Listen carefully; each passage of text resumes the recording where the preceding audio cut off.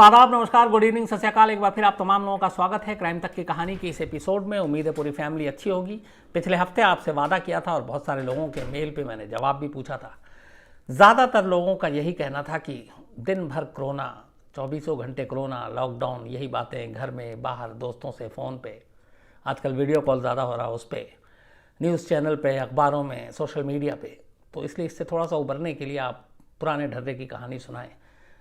और मुझे भी लगा कि हाँ, ये ऐसा करना चाहिए। तो आज वीक का शुरुआत है, मंडे है, पहला दिन है और आज से फिर मैं कोरोना से हट रहा हूँ। लेकिन आखिर में डेली आपको कोरोना के बारे में जो भी अपडेट है देश और दुनिया की, वो ज़रूर दूंगा आखिर के कुछ मिनटों में। लेकिन आज से अपनी पुरानी जो क्राइम तक की कहानियाँ हैं उस पर लौटते हैं, जिसकी फरमाइश आप तमाम लोगों को है। तो शुरुआत इस नए, एक तरह से सीज़न कहते हैं, क्योंकि बहुत अरसा हो गया, बीच में निर्भया का लंबा चला, फिर कोरोना ही चल रहा है, तो वक्त नहीं मिला अब। लेकिन आज से बदलते हैं इसको। तो आज क्राइम तक की अपनी जो कहानी है उस पर लौटते हैं। और ये कहानी बहुत सारे लोगों की फरमाइश थी, आप में से। ये इजरायली खुफिया एजेंसी मोसाद के एक ऑपरेशन की कहानी है। लेकिन इस कहानी को शुरू करूं क्योंकि उस कहानी से एक रिश्ता इधर भी आता है। कैप्टन अभिनंदन हम सबको मालूम है कौन थे, कौन हैं, और उनका नाम सुर्खियों में तब आया जब बालाकोट ऑपरेशन के बाद कैप्टन अभिनंदन जो है वो पाकिस्तान की सीमा में, उनका MiG-21 नीचे आया, वो पकड़े गए। लेकिन बाद में पाकिस्तान को उनको सौंपना पड़ा और वो वापस आए। उनका ख़ास मूंछ और वो रखने का स्टाइल हम सबके अभी भी जहन में है। तो कैप्टन अभिनंदन का जिक्र इसलिए किया कि कैप्टन अभिनंदन ने जो पाकिस्तान में जाकर ऑपरेशन किया था, जिसको वो उड़ा रहे थे, स्क्वाड्रन लीडर कैप्टन अभिनंदन, MiG-21 था। और उस MiG-21 के सामने, हालांकि पाकिस्तान की F-16 थी, F-16 आजकल थोड़ा ज़्यादा बेहतर माना जाता है, MiG-21 को एक तरह से बूढ़ा कहा जाता है अब, क्योंकि MiG-21 करीब 55-60 साल पुराना हो गया अब। लेकिन उसी MiG-21 से अपना करिश्मा और करामात दिखाया कैप्टन अभिनंदन ने, और उसके बाद जो हुआ वो हम सब जानते हैं। तो जिस MiG-21 को उड़ा रहे थे कैप्टन अभिनंदन, ये कहानी उसी MiG-21 की है। और इस कहानी की शुरुआत ये है कि बात 60s की है, 1959-58 की बात थी। रशिया जो है वो एक ऐसा लड़ाकू प्लेन बनाने में लगा हुआ था जिसकी दुनिया में कोई दूसरा मिसाल ना हो, कोई सानी ना हो दूसरा, और उसके आगे सारे दुश्मन हैं वो एक तरह से धराशायी हो जाए। इसी कोशिश में 1956 में, हाँ ये बात 56 की है, आखिरकार रशिया एक फाइटर प्लेन बनाने में कामयाब रहा। और जो फाइटर प्लेन बनाया वो MiG-21 था। लेकिन MiG-21 का जो पूरा नाम है वो है मिकोयन गुरेविच। Mikoyan Gurevich. तो Mikoyan for M and Gurevich for G। तो इसका नाम शॉर्ट में रखा गया MiG-21। MiG-21 जब आसमान में इसने प्रवास भरी उड़ान, तो उसके बाद बाकी के दुनिया लोग जो है वो सारे लोग एक तरह से रश करने लगे कि इतना ज़बरदस्त प्लेन था। और धीरे धीरे इसकी खासियत सबके सामने आने लगी। रशिया की अमेरिका और पश्चिमी देशों से बनती नहीं थी, दुश्मनी थी, सुपर पावर की लड़ाई चल रही है। तो रशिया ने क्या किया कि जब ये प्लेन बना उसके बाद इसने अपने दोस्त मुल्कों को इसको बेचना भी शुरू किया, ख़ासतौर पर अरब के जो उसके दोस्त थे, और एशिया के। इसने अरब दुनिया में कई देशों को, जिसमें सीरिया, जॉर्डन, इराक़, मिस्र, इनको दिया। एशिया के भी कई मुल्कों को बेचा, लेकिन अमेरिका और पश्चिमी देशों को नहीं बेचा। तब तक अमेरिका और इजराइल को भी इस MiG-21 के बारे में पता चलना शुरू हुआ कि MiG-21 बड़ी कमाल की फाइटर प्लेन है, और वो चाहते थे कि इसको देखूं कि इसमें ऐसा क्या है और क्यों ये इतना दुश्मन के लिए ख़तरनाक है।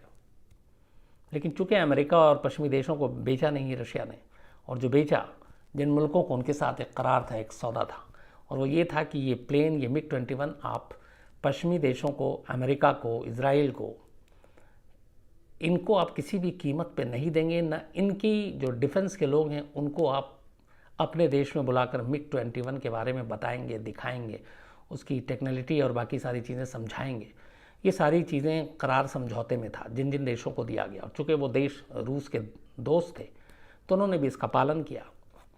और इसी के तहत तमाम कोशिश कर ली अमेरिका ने, इजराइल ने, पश्चिमी देशों ने, लेकिन मिग-21 के दर्शन नहीं हो रहे थे। और उन्हें समझ में नहीं आ रहा था कि फिर इस मिग-21 का काट क्या करें, क्योंकि एक बार पता चल जाए कि इसमें क्या खासियत है तो फिर वो उसका काट निकालें, फिर उस तरीके की बाकी चीज़ें वो अपना फाइटर प्लेन बनाएं। लेकिन उसके लिए मिग-21 तक पहुंचना, मिग-21 की खासियत को जानना, मिग-21 को उड़ाना, उसे देखना ज़रूरी था, और ये काम पॉसिबल नहीं हो रहा था। कोशिश जारी थी। 56 में ये बना, उसके बाद 60s तक रूस के दोस्त मुल्कों तक पहुंच भी गया, जैसे मैंने बताया अरब देशों में, बाकी जगहों पे।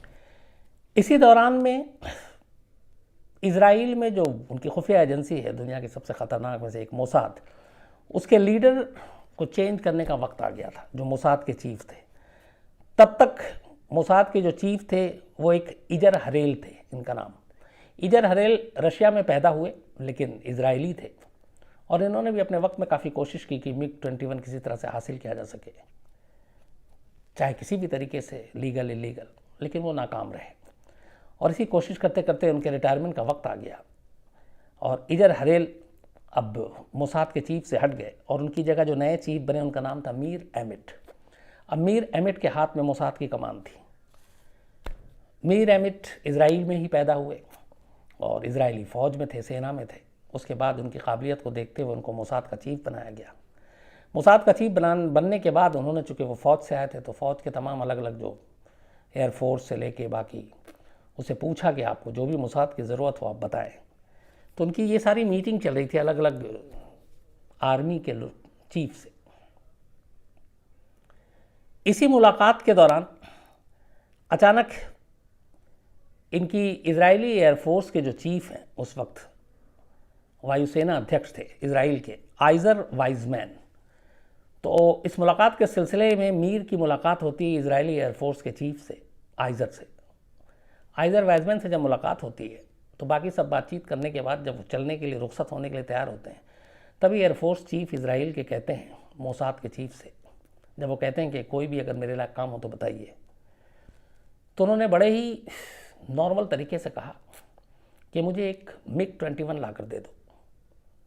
जैसे ही सुना, मोसाद के चीफ वहाँ पे रुक गए। उन्होंने कहा ये क्या मांगा। उन्हें भी पता था कि मिग-21 नहीं मिल सकता, इसलिए कि ये रूस ने बनाया, अपने मित्र देशों को देता है। अमेरिका, इजराइल, जो भी पश्चिमी देश हैं, उनके तो हाथ भी नहीं लगने देगा, क्योंकि उसके ज़रिए उसकी उस मिग-21 की खासियत सामने हो सकती है। तो पहले वो मुस्कुराए, फिर उन्हें ये भी पता था कि उनके पहले के चीफ ने काफ़ी कोशिश की थी। तो उन्होंने कहा कि आप सीरियस हैं। तो एयरफोर्स चीफ ने कहा बिल्कुल मैं सीरियस हूँ, मुझे बस अगर तुम कुछ अच्छा करना चाहते हो तो मुझे एक मिग-21 ला कर दे दो, और उसके लिए कुछ भी मैं करने को तैयार हूँ। बात आई गई हो गई। मोसाद चीफ मीर, इसके बाद मीर एमिट पहुँचते हैं, काफ़ी सोचते हैं, और फिर वो उसको सीरियसली लेते हैं, और वो ये कहते हैं कि अब चाहे कुछ भी हो जाए, मुझे एक मिग-21 इजराइल की सरजमीन पर लैंड कराना ही है। अब कैसे होगा मुझे नहीं मालूम। इसके बाद वो प्लानिंग शुरू करते हैं, अपने ख़ास लोगों को शामिल करते हैं इसमें, और कहते हैं कि अब किसी भी कीमत पे हमें एक मिग-21 चाहिए। अब प्लानिंग शुरू होती कि कहाँ से। रशिया से आप ख़रीद नहीं सकते, रशिया के जो दोस्त हैं, मुल्क हैं, वो आपको कानूनी तरीके से दे नहीं सकते, क्योंकि मिग-21 की ख़रीद फरोख्त के बीच में शर्त यही थी। तो दो ही चीज़ें हैं, या तो मिग-21 को आप हाईजैक करके ले आए, जो लगभग नामुमकिन है, या फिर आप हमला करें किसी देश पे, मिग-21 को उठाएं और लेकर चले आए।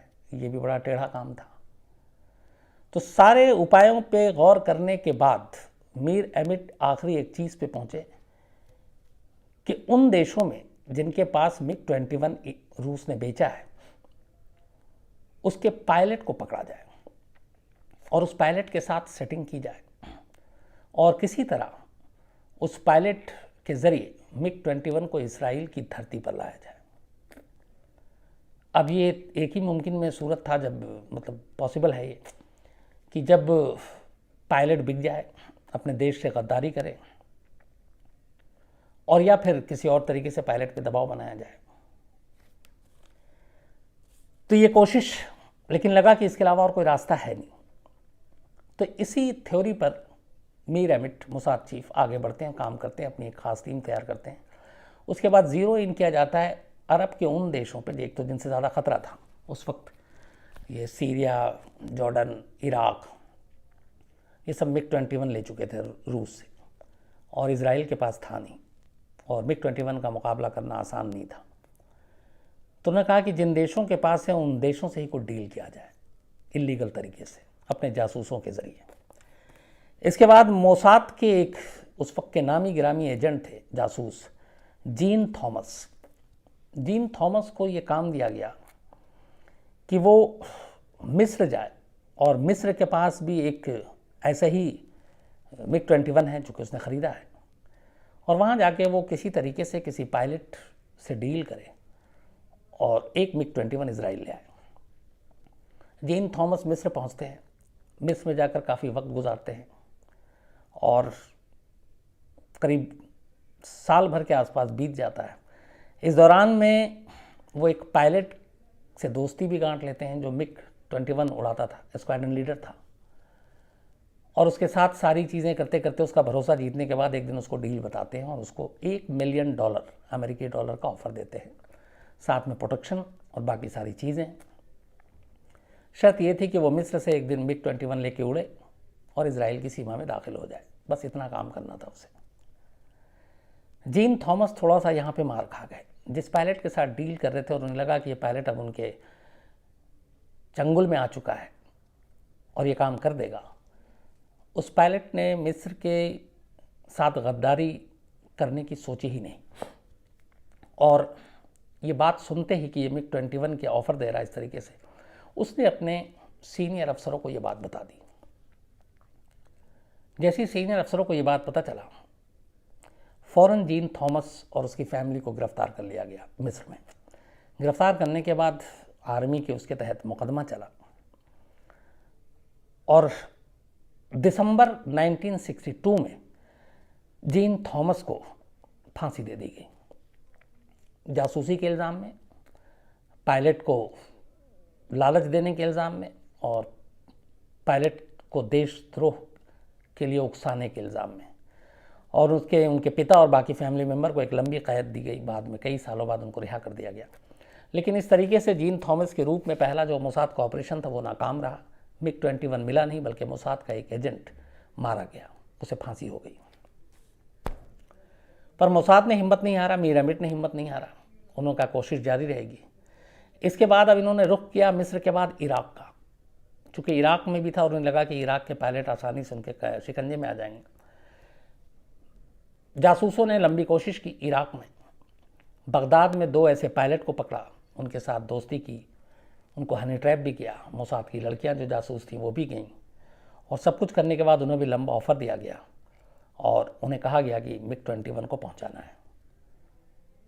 लेकिन वो दोनों पायलट आखिर वक्त में डर गए, उन्हें लगा कि जान खतरे में है, काम नहीं हो पाएगा। लेकिन अब मोसाद को ये था कि इन दोनों से लंबी डील की बात आगे तक जा चुकी थी, और ये आगे बता देंगे तो फिर इनके लिए बाकी इराक में ही और दूसरे पायलट से ट्राई करना या दूसरे देशों में ट्राई करना, शायद वो लीक हो जाएगी बात। तो उन्होंने इस खतरे को भांपते हुए और इस सच को छुपाने के लिए, इस राज को छुपाने के लिए, मोसाद के जासूसों ने इराक के उस फाइटर प्लेन के दोनों पायलटों को मार डाला। तो पहली नाकामी मिली जब मिस्र में अपना ही रौका उनका मोसाद का एजेंट मारा गया। दूसरी नाकामी तब हुई जब इराक के दोनों पायलट को मोसाद ने मार दिया, क्योंकि डील हो नहीं पाई थी। अब लगा कि ये काम बड़ा मुश्किल है, हो नहीं पाएगा, 2 मिशन नाकाम रहा। बट मीर एमिट अपने उस पर कायम थे कि किसी तरह से इसको काम को करना है, कोशिश जारी रही। और आखिरकार 1964 में कुछ ऐसी चीज़ें हुई जिससे उम्मीद लगी कि इस बार ऑपरेशन कामयाब हो जाएगा। 1964 में हुआ यह कि ईरान की राजधानी तेहरान में तब इजरायली दूतावास में एक कर्मचारी काम करता था, यहूदी था, और वो लंबे वक्त से वहाँ पे काम करता था और इजराइल के लिए कुछ करना चाहता था।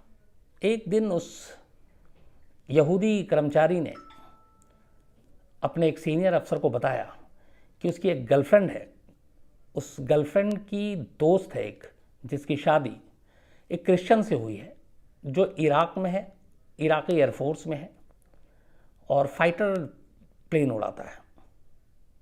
ये बात जब दूतावास के ज़रिए मोसाद तक पहुंची तो उन्हें लगा कि ये बड़ा काम आ सकता है। छानबीन की गई तो पता चला कि हाँ, इस यहूदी एम्प्लॉई जो था उसकी एक गर्लफ्रेंड है और उसकी एक दोस्त की कुछ वक्त पहले ही शादी हुई है, करीब 3 साल पहले, और उसकी जो शादी हुई है वो क्रिश्चियन है लेकिन इराकी सिटीज़न है और इराकी सेना में है, स्क्वाड्रन लीडर है। और सबसे बड़ी खुशखबरी की बात ये सुनने को मिली कि MiG-21 भी वो उड़ाता है और इराक के पायलट जो एलिट क्लास के हैं, सीनियर और अच्छे पायलटों में उसकी गिनती होती है, उसका शुमार होता है। ये बात मोसाद के लिए बड़ी अच्छी खबर लेकर आई कि इराक में है एक पायलट। फिर उसके बारे में और छानबीन की गई तो पता चला कि ये जो पायलट है ये थोड़ा सा नाराज़ है इराकी सरकार से भी और इराकी हुकूमत से भी, एयरफोर्स के अपने सीनियर अफसरों से भी। इसका नाम था मुनीर रेटफा। वजह ये थी कि मुनीर रेटफा को ये लगता था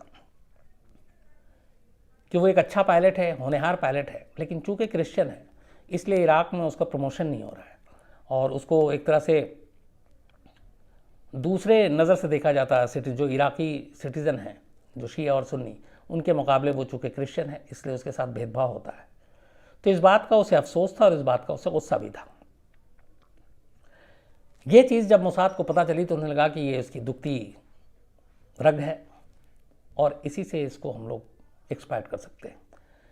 इसके बाद बाकायदा अमेरिका में तैनात मोसाद की एक एजेंट लड़की, जासूस, उसको इराक भेजा जाता है, बगदाद, और कहा जाता है कि तुम्हारा काम है इस मुनीर रेटफा के इस सोच को और प्रोवोक करना और उससे दोस्ती गांठना और फिर MiG-21 की डील करना। मोसाद की वो महिला जासूस अमेरिका से इराक पहुंचती है टूरिस्ट बनकर, और तब चूँकि रिश्ता ऐसा इराक और अमेरिका में वैसा था नहीं जो सद्दाम या उसके बाद है। वहाँ जाने के बाद धीरे धीरे वो मुनीर रेटफा के बारे में सारा रूटीन और सब कुछ पता था। फिर वो दोस्ती करती है, मुनीर रेटफा के करीब जाती है और फिर उसे US, यूरोप घूमने की भी दावत देती है, अपने साथ रोम ले जाती है, US ले जाती है और दोस्ती फिर गहरी हो जाती है। इसके बाद वो उससे बात करती है, वो अपने क्रिश्चियन होने का अफसोस जताता है कि मुझे इराक में वो जगह नहीं मिल रही है, मुझे इराकी एयरफोर्स में वो जगह नहीं मिल रही है, जबकि मैं MiG-21 जो रशिया से आया है और इतना बेहतरीन फाइटर जेट है उसके लिए मुझे चुना गया, मैं उसको उड़ाता हूँ। तो ये सारी चीज़ें जब हुई तो फिर उसने उसकी इस कमज़ोर कड़ी का फ़ायदा उठाया और फिर धीरे धीरे धीरे धीरे करके वो उसके करीब चली गई। फिर उसने बताया अपने सीनियर को कि लगभग ये काबू में है, इससे काम किया जा सकता है। चूँकि पहले इराक में 2 पायलट के साथ हो चुका था कि वो बाद में डर गए। इससे पहले मिस्र में धोखा खा चुकी थी मोसाद की, पायलट ने जाकर बता दिया, तो इस बार कोई रिस्क नहीं लेना चाहती थी मोसाद। इसलिए पहले वो 100% श्योर होना चाहती थी कि ये मुनीर रेटफा उनके लिए काम करेगा कि नहीं, कहीं ऐसा ना हो ये भी लीक कर दे और उसमें सारे जासूस जो है हमारे, उनकी जान खतरे में आ जाए। तो इन सारी चीज़ों को करने के बाद अब ये फाइनल हुआ कि मुनीर को टटोला जाए। आखिर में फिर उसे सीधे सीधे ऑफ़र दिया गया और कहा गया कि अगर तुम MiG-21 को किसी तरह इजराइल पहुंचा दो और तुम्हारे लिए काम आसान है तो $1 मिलियन के अलावा तुम्हें इजराइल में शरण भी देंगे, वहाँ की नागरिकता भी देंगे।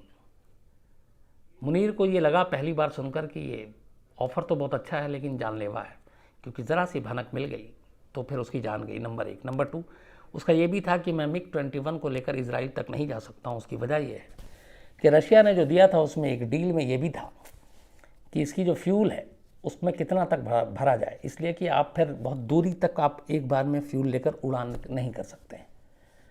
तो आमतौर पे जब ये लोग ट्रेनिंग फ़्लाइट पे उड़ते थे MiG को लेकर तो उसमें फ्यूल जो हमेशा इतना होता था जिससे कि वो ज़्यादा सीरिया और आस पड़ोस के वहाँ तक पहुँच सकते थे।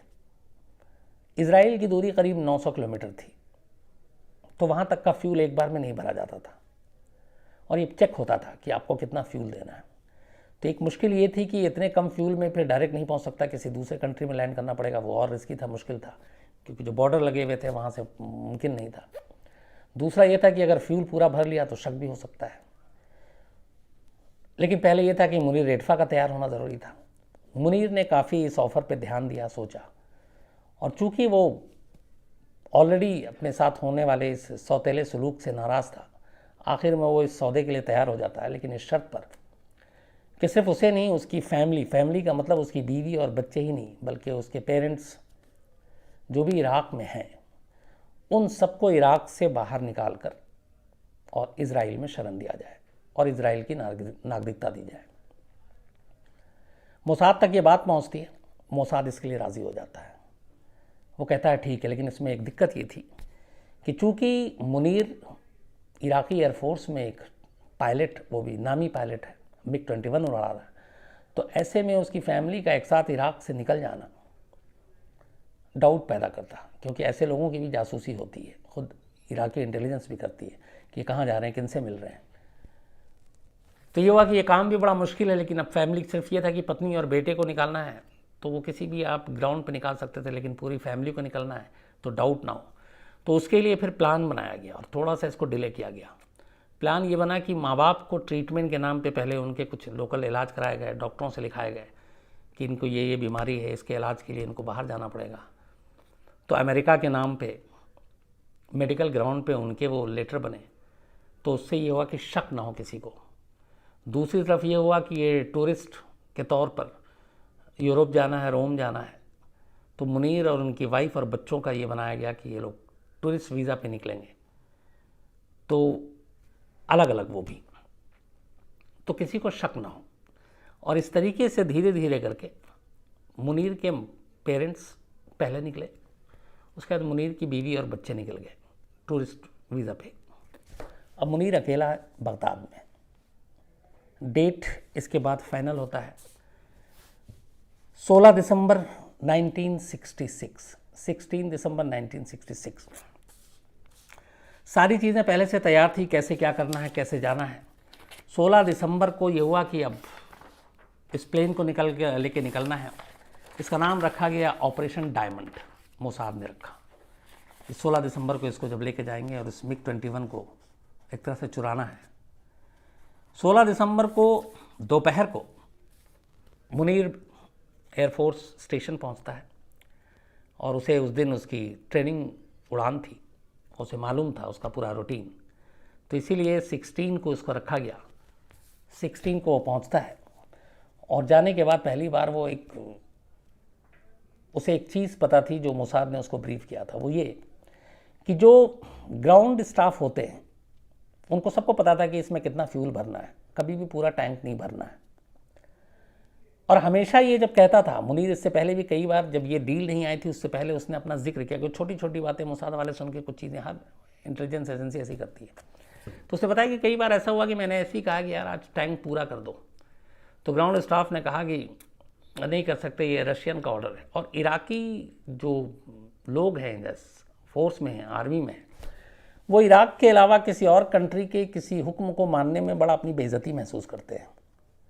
तो इसने एक दो बार कहा भी कि अरे मैं कह रहा हूँ तुम्हारा कमांडर हूँ और तुम रशिया की बात मान रहे हो। तुमको गुस्सा आता था कि हाँ ये है, मुझे नहीं मानता, बुरा लगता है, लेकिन क्या करें, लिखा हुआ है ऐसा डील। तो कई बार होता था कि नहीं, उनकी बात नहीं मानेंगे। तो एक दो बार ऐसा हुआ था कि जितना कहा गया था उससे थोड़ा सा एक्स्ट्रा उन्होंने फ्यूल डाल दिया था।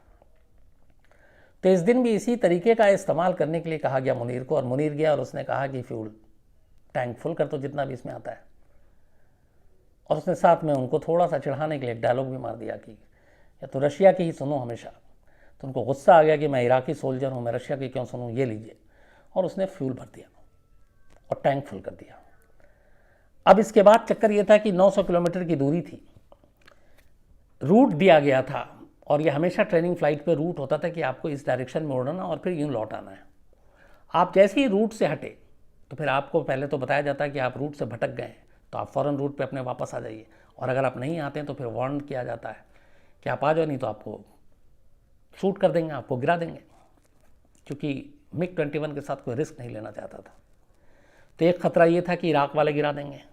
दूसरा ख़तरा ये था कि ये जैसे ही उस बॉर्डर को क्रॉस करके और तय रूट से हट कर वो जॉर्डन की तरफ या सीरिया की तरफ जाते हैं तो वो भी गिरा सकता है कि उनके एयर स्पेस में आ गया।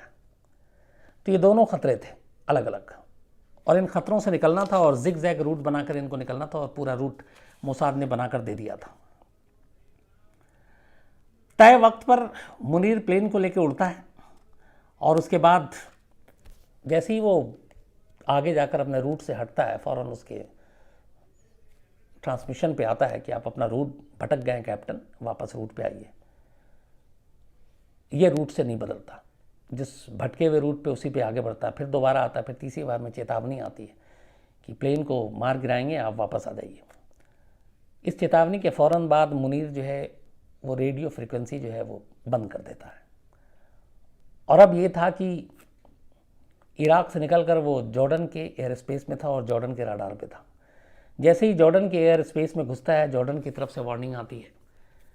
लेकिन मोसाद ने तब तक ये किया कि जो सीरिया के एयर स्पेस या सीरिया एटीसी को एक तरह से उसने हैक कर लिया, और जॉर्डन के एयर स्पेस को ये बता दिया कि ये सीरिया की एक रूटीन ट्रेनिंग पे उड़ने वाली फ़्लाइट है। और चूँकि सीरिया के पास भी MiG-21 था, जॉर्डन ने कुछ नहीं किया, जाने दिया। और इसके बाद किसी तरह से इन दोनों से बचते हुए MiG-21 आगे बढ़ा। उसके आगे, सीरिया के आगे, इज़राइल के एयरफोर्स के 2 प्लेन, जेट प्लेन, उन्होंने इसको कवर किया और अपने साथ लेकर उड़े, और फिर इज़राइल में इसको लैंड कराया। रात का वक्त था जब ये लैंड किया था, अंधेरा हो चुका था। जैसे ही MiG-21 इज़राइल एयर स्पेस में घुसने के बाद वहाँ के उस पर लैंड करता है, मीर एमिट, मोसाद चीफ, जो उनके एयरफोर्स के चीफ, इन सारे लोगों को पता चलता है। कहते हैं कि इनकी खुशी से आंखों में आंसू आ गए। सभी पहुंचते हैं। MiG-21 को पहली बार बड़ी बारीकी से, ध्यान से देखा जाता है। उसके बाद जो उनका ट्रेनिंग पायलट था मोसाद का, उसको बुलाया जाता है और कहा जाता है कि अब तुम्हारा काम है इस MiG-21 के एक एक राज को बाहर करना, कैसे उड़ता है, क्या करना है, ये देखना। उसके बाद वो जो है उस MiG-21 को देखता है और मुनीर से फिर बात की जाती है। मुनीर उसको ब्रीफ करता है और उसको सारी चीज़ें बताता है। कहते हैं कि सिर्फ 1 घंटे तक उसने ट्रेनिंग ली और 1 घंटे के बाद MiG-21 को उसने इजराइल के आसमान में उड़ाना शुरू कर दिया था, जो ट्रेनिंग पायलट था इजराइल का। जब वो 1 घंटे की ट्रेनिंग के बाद उड़ाकर वापस आया तो जो एयरफोर्स के चीफ थे उन सब की आंखों में आंसू आ गए कि ये मतलब इसके लिए महीनों ट्रेनिंग दी जाती है, इसने 1 घंटे में सिर्फ दूसरे पायलट ने ब्रीफ किया और इसने सब कुछ समझ लिया और ये वापस सेफ लैंडिंग में करा गया। फिर उन्हें लगा कि अब इजराइल जो है वो कुछ भी कर सकता है। उसके बाद एक एक चीज़ उसकी की, सब कुछ समझा कि इसमें क्या खासियत है, बाकी फाइटर प्लेन से हल्का क्यों है। और इसी वजह से फिर इसके कुछ दिनों के बाद ही जो अरब मुल्कों के साथ तनाव चल ही रहा था, वॉर हुआ इनका, जो करीब 6 दिन चला था। और उन 6 दिनों में इस MiG-21 की जानकारी हासिल करने की वजह से, चूँकि MiG ऑलरेडी जॉर्डन के पास था, इराक के पास था, सीरिया के पास था, इनका एक भी नुकसान नहीं हुआ इजराइल का। और इन्होंने उस MiG-21 को समझने के बाद, उसको जानने के बाद, इन देशों के 6 MiG को गिरा दिया था। सिर्फ इस एक MiG को हासिल करके, उसको परख कर, उसको समझ कर 6 MiG को उनके गिराया और उसके 6 दिन में जंग ख़त्म भी कर दिया। इस दौरान में बाद में पता चला कि रशिया वहाँ तक पहुँच गई, मतलब रशिया को ही मालूम था, रशिया ने धमकी भी दी। और जब हालात ख़राब होने लगे, इधर ये वॉर ख़त्म हो गया, काम हो गया, तो फिर उधर अमेरिका भी कह रहा था कि मुझे MiG-21 की एक झलक दिखा दो, क्योंकि कोई भी पश्चिमी देश और अमेरिका किसी के पास भी ये, इवन ब्रिटेन इनके पास कोई झलक तक नहीं थी कि देखें। आखिर में एक और शर्त थी, कुछ फाइटर जेट चाहिए थे इजराइल को, जो अमेरिका से सौदेबाजी हो रही थी। अमेरिका तब तक दे नहीं रहा था। इजराइल ने मौके को बनाया, उसने अमेरिका को कहा कि ठीक है, हमारा काम हो गया, MiG तुम्हें दे देंगे, बट आप वो डील को फाइनल करो। अमेरिका ने उस डील को फाइनल किया। इसके बाद ये MiG-21 इजराइल ने अमेरिका के हवाले कर दिया। अमेरिका ने फिर उस पर रिसर्च किया, उसके बाद फिर उसने देखा कि ये क्या है, और आने वाले टाइम में उससे बेहतर जो भी फाइटर जेट है वो उसने बनाना शुरू किया। पूरी फैमिली, जो मुनीर की, जो पायलट इराकी था, उसके माँ बाप, बीवी, बच्चे, इन सबको इजराइल में नागरिकता दी गई परमानेंटली, $1 मिलियन दिया गया, नौकरी दी गई। उसके बाद वो हमेशा जब तक रहे इजराइल में ही रहे। जिस तेहरान की एम्बेसी में काम करने वाले यहूदी एक छोटे से कर्मचारी ने इस मुनीर तक पहुंचाने का काम किया था, जिसकी गर्लफ्रेंड की दोस्त मुनीर की वाइफ थी, उसको भी ऑफ़र दिया गया बहुत कुछ कि तुम आ जाओ, अब इजराइली है वो। उसने तेहरान नहीं छोड़ा, क्योंकि उसके सच को छुपा के रखा गया था और उसको कभी सच्चाई उसके सामने नहीं है कि वो कौन था। लेकिन उसने मना कर दिया। उसका कहना था कि मैं सिर्फ अपने देश के लिए काम करता हूँ, मुझे इनाम और बाकी चीज़ नहीं चाहिए। उसने अपनी ड्यूटी निभाई, वो गया नहीं, वो वहीं रहा। तो एक मिग को उठाकर, एक मिग को चुराकर कैसे इजराइल ने अरब देशों के साथ जंग भी जीती, उनके 6 प्लेन को भी गिराया, फिर अमेरिका को भी दिया, और मिग का कैसे उन्होंने पूरा पोस्टमार्टम कर डाला। जब टेंशन हो गया था कि रशिया ने कहा कि हमारे मिग को गैर कानूनी तरीके से आपने इराक से जो उठा कर ले उसको दे दो, वरना वॉर तक की सिचुएशन हो जाएगी। कहते हैं उसी वक्त ये मिग, सारा काम हो चुका था इजराइल का, तब अमेरिका को दिया ताकि वो ये कह सके कि भैया मेरे पास तो है नहीं, तो मैं तुम्हें क्या दूँ, अमेरिका से ले लो। और यही एक तरीका था उधर देने का और इधर गर्दन बचाने का। तो ये भी हुआ। तो ये थी कहानी पूरी मिग 21 के चोरी की। और अब वादे के हिसाब से आखिरी में आपको आज का कोरोना के बारे में बता देता हूं जो अपडेट है। पूरी दुनिया में इस वक्त लगभग 13 लाख के करीब संक्रमित केसेस हैं, मतलब जो कोरोना के पॉजिटिव पाए गए हैं 13 लाख पूरी दुनिया में। करीब 70,000 मौत हो चुकी है। 13 लाख इन्फेक्टेड है, 70,000 के करीब पूरी दुनिया में मौत हो चुकी है। इंडिया में जो आज केस है, जो हेल्थ मिनिस्ट्री की तरफ से जारी किया गया था, 4,281 4,281 पॉजिटिव केसेस पाए गए हैं। 319 मतलब 319 रिकवर हो गए। 111 111 की मौत हुई है। पिछले 3-4 दिनों में इंडिया में केसेस तेज़ी से बढ़े। हालांकि इसमें से एक बड़ी तादाद चूँकि पॉजिटिव पाने वाले उन लोगों की है जो मरकज़ से निकले थे, और उसकी वजह से कहते हैं 4 दिन में जितने हमारे केस बढ़े जिस तेज़ी से, अगर ये मरकज़ का इंसिडेंट ना होता तो शायद ये 7 दिन में बढ़ता। तो 3 दिन जल्दी इसलिए भी हो गया क्योंकि मरकज़ से निकलकर जिस तरीके से ये फैला है उसकी एक वजह है। सबसे ज़्यादा हालात ख़राब अमेरिका में है। अमेरिका में लगातार मौत का आंकड़ा बढ़ता जा रहा है। अमेरिका में लगातार जो संक्रमित लोग हैं उनका आंकड़ा बढ़ता जा रहा है और केसेस बढ़ते जा रहे हैं। करीब 3 लाख पार कर चुका है वहाँ पे, और 7,000 से ज़्यादा मौत हो चुकी है। आने वाले 2 हफ्ते ख़तरनाक है। तो दुआ, इसी दुआ के साथ कि ये जितनी जल्दी हो सके रुके, मरने का सिलसिला रुके, लोग अच्छे हों, ये बीमारी दूर हो, कोरोना वापस जाए, ज़िंदगी फिर से ढर्रे पर आए, हम सब वैसी ही ज़िंदगी जी जैसे पहले अभी कभी कुछ दिन पहले तक थे। तो अपना ख्याल रखिएगा, अपने अपनों का ख्याल रखिएगा। कल आपसे फिर मुलाकात होगी रात 9 बजे किसी नई कहानी के साथ। तब थैंक यू वेरी मच।